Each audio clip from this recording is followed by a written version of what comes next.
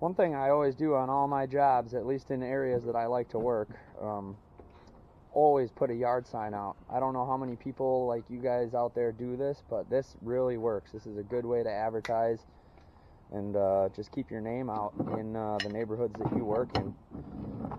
So we almost always put a yard sign out when we're working to show who we are, and we don't really have marked trucks.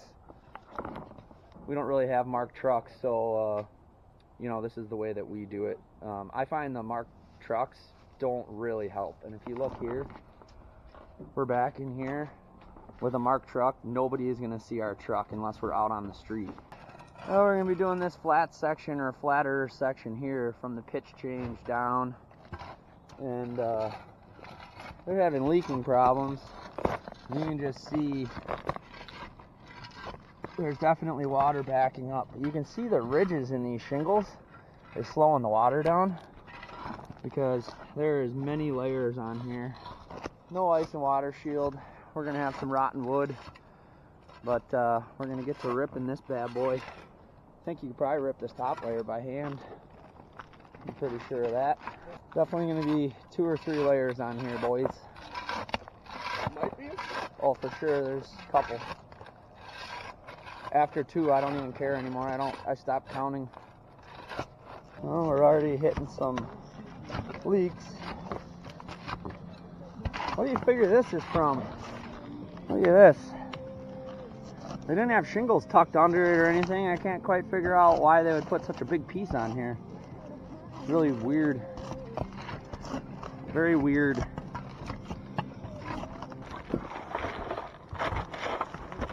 Nobody ever wants to fall through. It just happens. If you're really worried about it, go put on the harness. I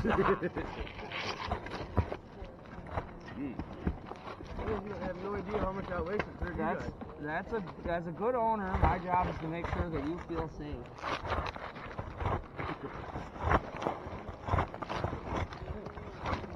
If you're scared on this, you're going to have to tie off on every roof we do from here on out for the rest of your life. I'll just be on the ground all the time like Josh. Better be able to listen to me. Drop bundles and all that good stuff. I'm scared to overload this thing because it's cracked. I don't want to break it. Well, we're digging to Narnia here. You can see it is leaking really bad through 2 layers of shingles. And then they got plywood over rolled roofing. And we're just trying to find the bottom of this. But yeah, we're going to have to tie in here. We're going to have to resheet this. But it looks like we're going to have to go through at least 2 layers of sheeting to get down there. So yeah, the joys of working in an area with 150-year-old houses. And there was no roofing building codes until about 20 years ago. So this is what you get in our area. We find 5 to 7 layers on roofs common.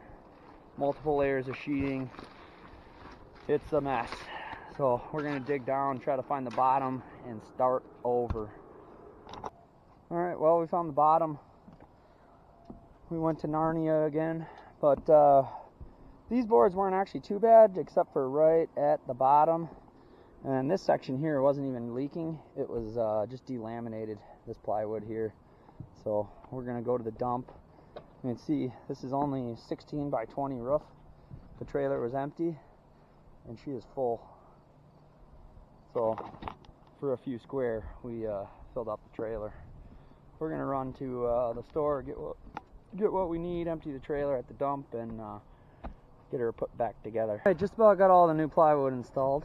I don't know, leave a comment. How much is 5/8 regular plywood in your area? We just paid $34 a sheet, which is ridiculous.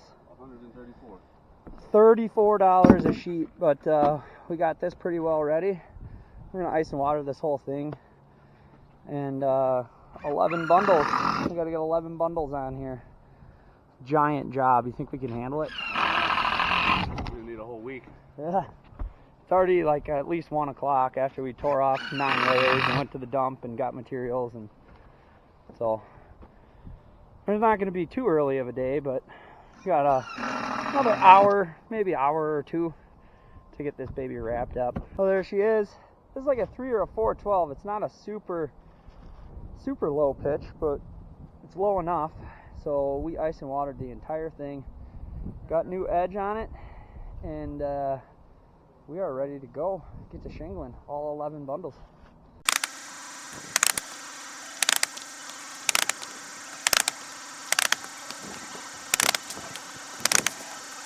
Oh, there she is.